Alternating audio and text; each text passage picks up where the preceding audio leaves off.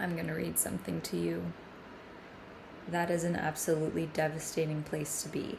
Loving people, needing people, but being met with neglect, coldness, and failure. It's not weakness to need external validation, presence, and support. That's just being human. The idea that healing should be done in isolation is BS. It's cruel, unrealistic, and dismisses the core truth that we are wired for connection. I am just going to trust that this video is going to find the people that it needs to. And I have no plan for this. I just have a feeling in my heart, and I have, just that to go off of. This is about validation and the idea that needing external validation is somehow invalid and somehow, deems you worth being labeled as codependent or untrustworthy or bad at relationships or insufficient or weak or stupid or whatever the messaging around it is. I don't understand, and I've never understood why, particularly on social media, but not only on social media, in person as well, why people seem so set on this idea that external validation is somehow bad. And I need to be really clear about what I'm saying. Okay, so I think in life, we owe it to ourselves as individuals to respect ourselves. We can be self-respecting and live authentically and act without needing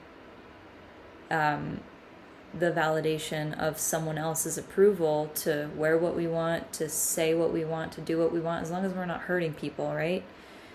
But if we're just being who we are and expressing our spirit, we're not always going to find external validation to tell us, it's okay to do that. Not all the time, but I think that every human being deserves that. I think there's nothing wrong at all with receiving that. However, I think that maybe what people are trying to say with, this whole message about not depending on external validation is about, dependence, maybe over dependence or an imbalance. If you are waiting, if you're going to hold yourself back from expressing your light and the truth of your soul, if you're waiting on external validation to do that, then maybe that is an overdependence. Maybe that is an imbalance. But what I'm talking about is a little bit different. I'm really sensitive to language, and so I need people to be very, very specific when they say things, to define what they mean, because many people like to regurgitate popular narratives, such as, you don't need external validation. That's a popular one that a lot of people like to say. But what does it mean? What do they mean? I just described one potential meaning of it, and I think there could be many, many different meanings of it. So I think that this video is, in part about me reclaiming my positive relationship with validation. I am not someone who waits on people to give me permission on how I should express myself, with my style, my speaking, my dancing, my movement, where I go, the things that I create, the things that I talk about, the things that I reveal about myself. I simply live authentically. I do my best to be honest and be open. And I, a lot of the time, don't receive the validation that the self-conscious and insecure part of me craves. However, the reason I'm sitting here in front of a camera recording screen and sharing like my deep thoughts and feelings is because the reward of doing it is great enough, and the reward of, even if it doesn't come when I expect it or when I feel like I want it or need it the most, the reward of having just that one person send a message saying that they can relate, or that they were able to let go of a big weight that they were carrying because they were carrying it alone, and all of a sudden someone came along and spoke about something that illuminated a truth that they hold inside of themselves that no one else was ever able to acknowledge or validate. And that's why I think validation is so great. I think real validation looks like being exactly who you are and giving yourself the validation and the permission. Sorry, my space here is like clicking and stuff. Giving yourself the validation and the permission that you need and deserve in order to be who you are, so that you can show up and be yourself, and recognizing what is inside of you, who you are. Well, I think who you are is different from what's inside of you. I think they're similar and connected, but I think they're different, because I think who you are is, that's your identity. That's the thing that defines you. And I think that we can't define ourselves based off things that are changing and in flow. Our nature is to change and to flow through life and existence. But at the core of us I identify as a child of God, like as a, person with the love of God surrounding me and at my core. And that energy is constant and it's unconditional. And at my very, very core, I identify with that. And as I get further and further out to the surface, there are more things, like close to that core are my values. My values are the things that define the direction that I take in life. I value community, I value creativity, I value authentic expression. Those things drive my behaviors, they drive my decisions, they drive me making this video right now. Not my need for validation. The validation will come as a result of me adhering to my values.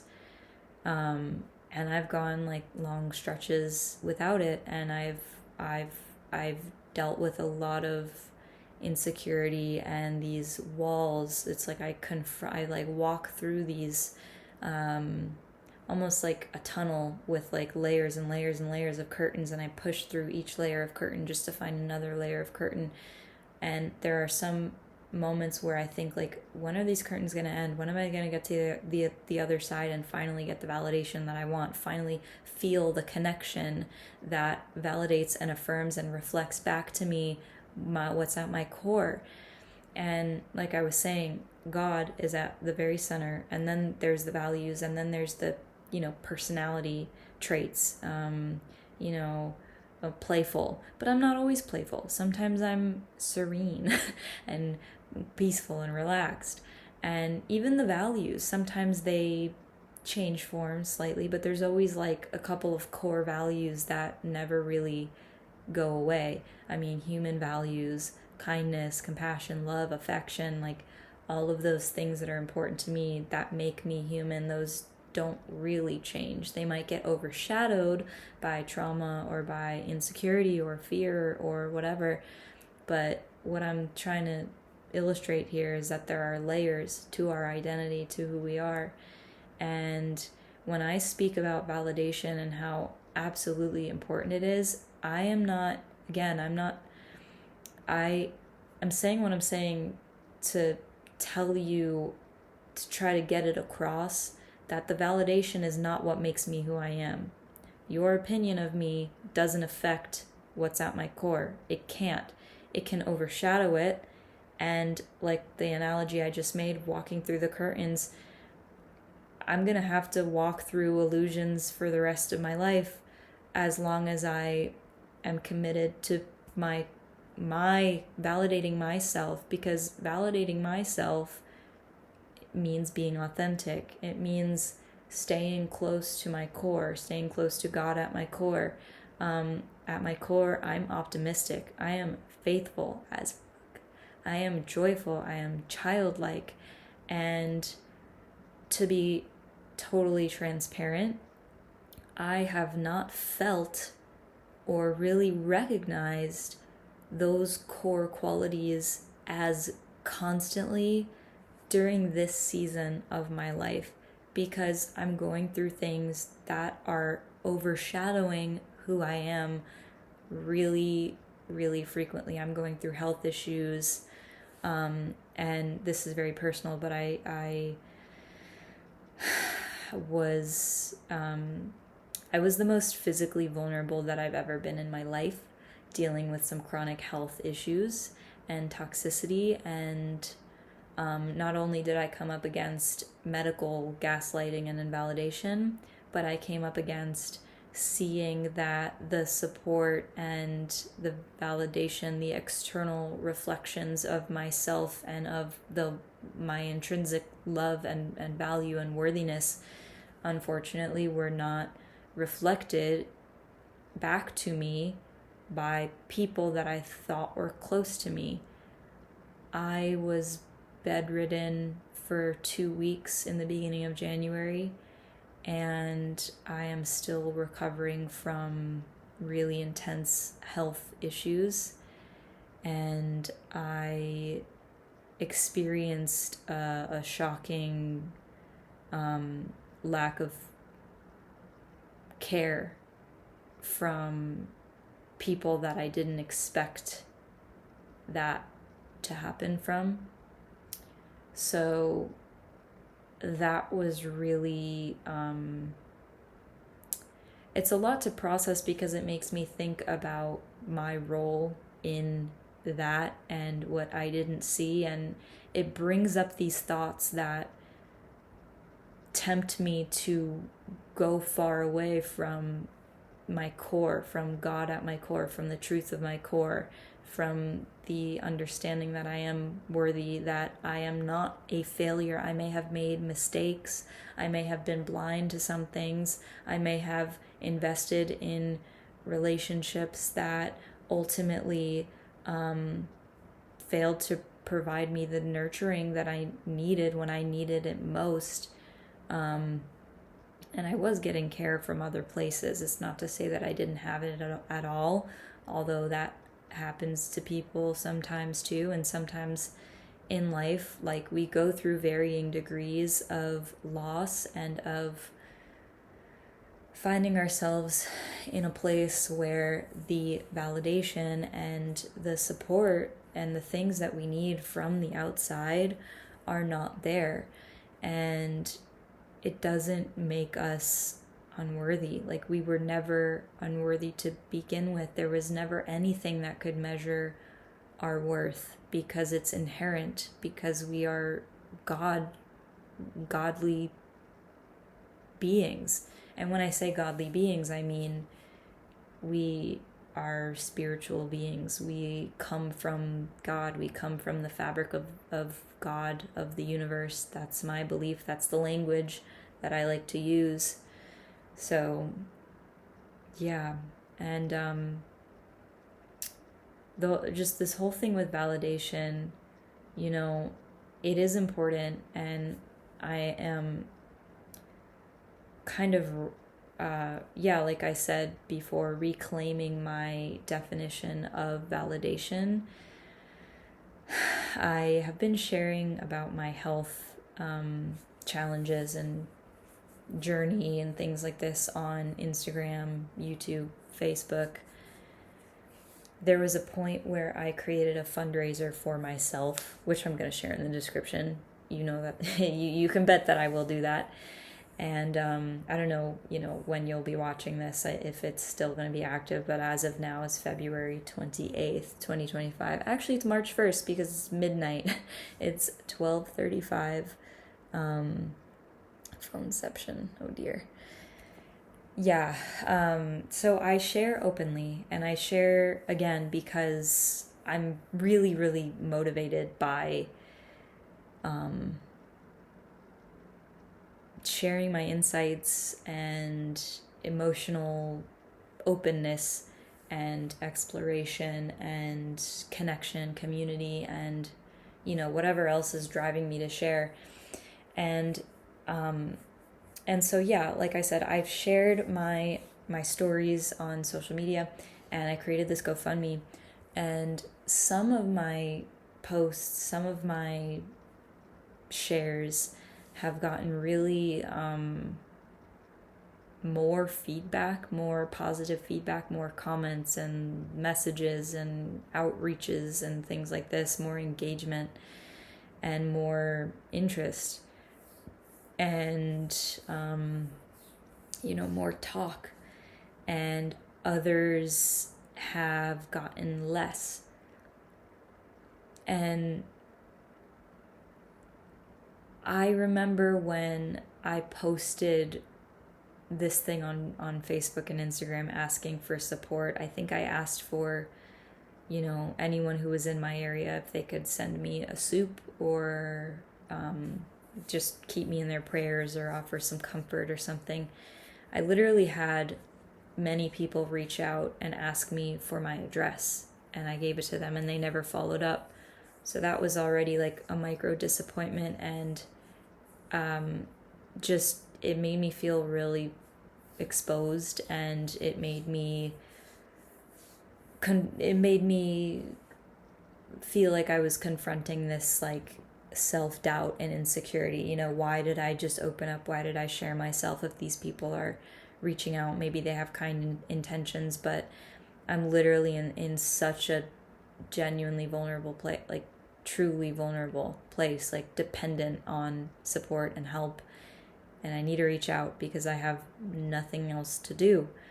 And yeah, I felt so exposed, but like I'm okay with that, and I think that it's a side effect or a consequence of being open on the internet and being a traveler like me and not having a solid physical community where I live, and being in a place where I don't want to live. I came here in transition, not expecting to be here for as long as I was, so I don't have the same, physical sense of community or drive to even pursue like physical community as much as I do in places that I enjoy living in, enjoy being. I can be extremely social and extremely community oriented. And in fact, when I was living in New York in my other house, I would host women's circles and, whole food potlucks and parties and gatherings at my house. And I would go to gatherings, and I would, go rock climbing with my friends and go in the river and go whatever else we did. I was always active and had a really tight-knit group of people and was always doing new things. And I swung on a trapeze, which is something that I would have never done, but I was in such a great place and supported and open and yada yada. And so anyway, I put myself out on social media, and when I asked that, I got a lot of people like just flooding in and sending me support and inviting me to things. And one person, two people offered me their free services. One person was a body worker who doesn't live in the state, but it still meant a lot to me. And another person offered me a natal chart reading, an astrology reading, to have a more of a perspective on why things are so cripplingly hard right now and what's going on. And I'm in fact going through one of the hardest transits ever. And if you know anything about Rahu Ketu shadowing over your moon Saturn opposition in the 11th and 5th house, then if you're an astrology nerd, then you can put the pieces together. It's a really, really hard transition. It's very, like, yeah, earth shattering to say the least. And it lasts for like 2 years. And this is the very end of it. I'm almost at the end of it. But yeah, so I put myself out, and all this is to say I got a very positive, like, big response from that. And it still left me feeling pretty vulnerable because, like I said, you know, quite a few people reached out and then just dropped the ball. And this has happened frequently where, like, I've followed up with someone and they just dropped the ball. And I don't know why that happens, but I think that as someone who has experienced a kind of chronic amount of feeling disappointed, it's just a little more like salt in that wound. And again, I'm not saying that I think it means anything about these people, because I don't know why they are not responding. I don't know if something happened or whatever. But the point is, if people actually are committed to giving you the time and energy that you deserve, they will show up. And I think a harsh reality is that sometimes in life, and particularly in this recent season of my life, I've seen the amount of people who have not given me that when I need it the most. And that's okay. And it doesn't change my worth, and it's not going to stop me from being myself. It's not going to stop me from opening my heart and sharing. And I think that's a really powerful place to be. It makes me feel confident, makes me feel soft, makes me feel a level of compassion, you know, for people that I otherwise felt really hurt by. And I don't always feel good about what happened. I feel it's a challenge that comes in waves, you know. And I'm sharing this because I want to show you that I am someone going through a season of, you know, lacking the validation, this feeling of having my love, my warmth, my needs, my humanity, like, reflected back to me in a way that I long for. I long for love, and I have faith in it, and I believe in it. Like, I believe in fairy tales. I believe in fairy tale friendships. I believe in fairy tale romance. I believe that, you know, even as an abuse survivor, dealing with occasional CPTSD and whatever else, and these, you know, self-loathing, like, trigger thoughts, like, all of the evil crap, like, I still know and believe in my spirit, in my soul, that I will be a loving, great mother for children one day. And why am I strong? Why do I seem okay when I'm going through all this stuff? Well, first of all, I have had countless nights and days where I'm, like, weeping, and I'm so emotionally overwhelmed that I can't even process, I can't even think straight. And on the other hand, you know, I am oriented towards growth, and I refuse, like, it's not even a refusal, it's that I'm not capable of succumbing and allowing my identity and my vision of myself to, like, sink down to and be reduced to how I've been treated, or the mistakes that I've made, or the failures that I've done, or, you know, also, like, the things that have happened to me are not my responsibility. However, I think there were areas where I was not perfect, and I was blind to some things that, had I had more experience, more knowledge, whatever, it would have been different. But there's no point in thinking that way, because I'm a human, and it's impossible to revert back in time and change what is already done. That the fact that I have grown from those things makes me human, and that's all there is to say about it. Yeah, but I'm here, and through the hardest situations where I've been open and put myself out there and gotten good responses, and then put myself out again, like when I shared my GoFundMe, and then a few people shared it actually and donated, which means more than I can express. But when I say the amount of people who showed up and actively supported me sharing my fundraiser, the most vulnerable thing that I've had to personally ask for publicly, seeing that I still had people who were showing up and supporting me, but I certainly wasn't getting a whole lot of attention or validation from it. Like, I remember when I posted it, it took a couple of days for people to kind of respond and see it. And I just remember being in that gap between sharing it and feeling the relief of people actually showing up and giving me the care that I needed. That gap felt crippling. Like, it felt so vulnerable. And I'm kind of processing this as I'm talking about it. And I'm sure I'll continue to process and have more realizations about this as my life unfolds.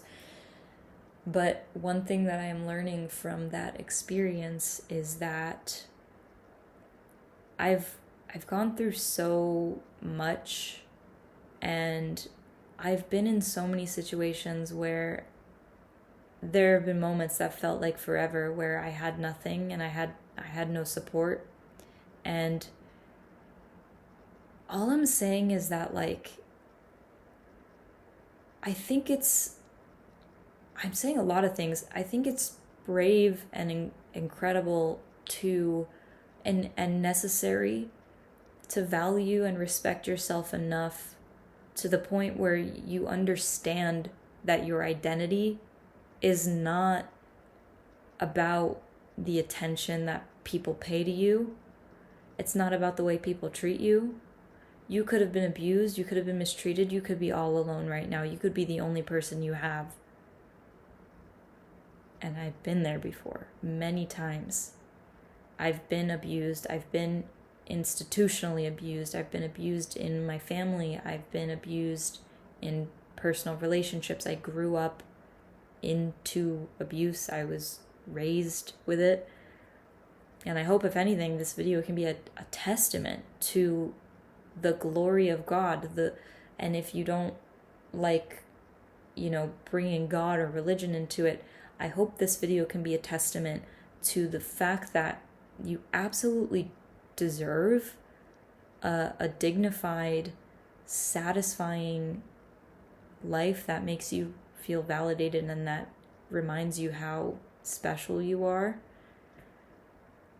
And this video might mean nothing to someone who can't understand or relate to these specific troubles, but this video might mean everything to someone who knows what this feels like. In this last season of my life, really since January, when I got really sick and I came home and I was literally disabled and dependent on people to take care of me, I had a choice to either,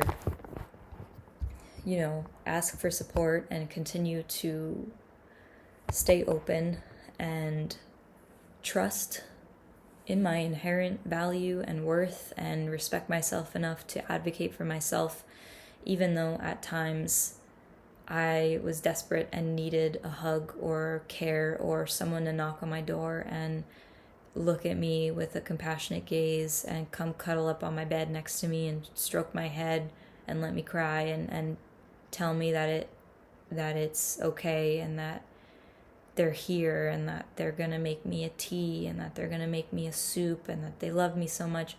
There were countless times where my heart was longing for love that it never got. And I'm here to say that, that never stopped me from, or that's not stopping me now from believing that I'm worthy of that. And I don't want the way that people are abusing you or mistreating you or failing to recognize your value. I don't want that to, I don't want that hurt. It's very valid to feel fucked up over that, because nobody should have to go through that, and you deserve affection and love and romance, and if you want it, and friendship and support, and to be given freely to, without people expecting anything from you in return. My space heater is like communicating. It's like, I don't know if you can hear it, but there are times when it just the fan blows faster and it whirs up or something, and I cannot help but feel like it's like feeding directly off of my energy. Call it fanciful thinking, but it's my thinking. So yeah, I might be repeating myself at this point, but I really want to get this point across, that the recent season in my life of going through this lack of external validation and realizing through that I actually deserve to be validated, and I just haven't been around people who were able to give it to me at the level that I needed. And so I had to learn how to give it to myself and how to respect myself enough to treat myself the way that I would want to treat someone that I love, or that I would want someone who truly loves me to treat me and to show up for me. And that has meant confronting so many layers of self-doubt and insecurity, and my own forgetfulness of my godly identity, me forgetting my inherent value and worth and worthiness of being loved, and the fact that unconditional love is available to me at all times from God. It is no joke. It's no joke. I'm glad I got those words out, because the feeling that came with those words and the wisdom behind the words, I don't always feel it. And I want you to know that. I want you to know that I have plenty of hours, plenty of days, and this will change, but like right now, while I am healing through these emotional injuries and traumas, I have days and moments where I feel broken. I have thoughts that feel like the plague, you know what I mean? I experience all of these things because I'm human.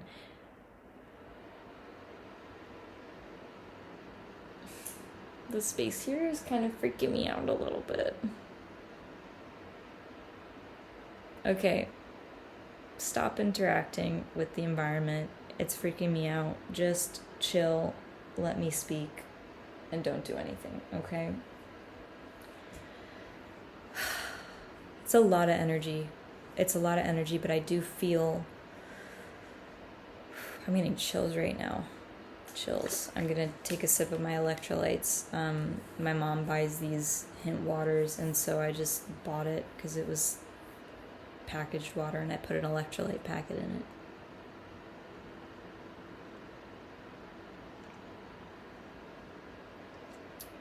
But yeah, so I'm just gonna leave it there, you know. The space heater obviously agrees with me. It was being temperamental, and it does not always do that. And that type of stuff happens. So if you're an energy person, you can, this is funny, this is like a bit of a side tangent, and then I'm going to end the video, because this is my brand, this is who I am, whatever, energy.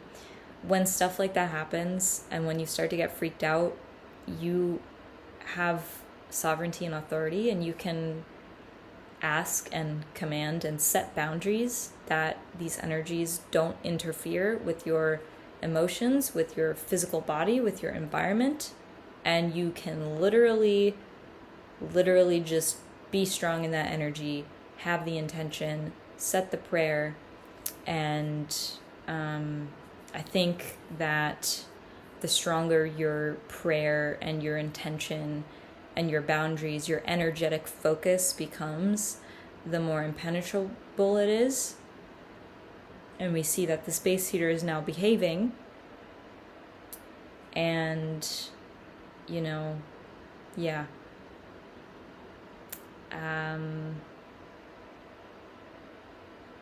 Yeah. And hopefully it doesn't act up again. But if it does, that is just a reminder for me to tighten up the hatches on my protection ship, so to speak. There's a lot of energy moving around here, and sometimes it's hard to manage and deal with. But anyway, I'm gonna just leave this here. This is long enough as it is. Thank you for watching. Lastly, if you want to book a reading with me and you feel supported by this, I offer readings. They're a way for me to share this love and this wisdom with you. And so if you feel like you need some, then I would love to provide that and support you in that way. So check the description of this video to see more of my offerings. Send me a message here or on Instagram if you have any questions or if you want to book something. And that's that. And again, I have my GoFundMe linked in the description as well. And you can, read more of my story and why I'm fundraising. And you can, donate if you feel inspired. It's not an obligation, of course, ever. I just appreciate you being here. So that's all. Bye.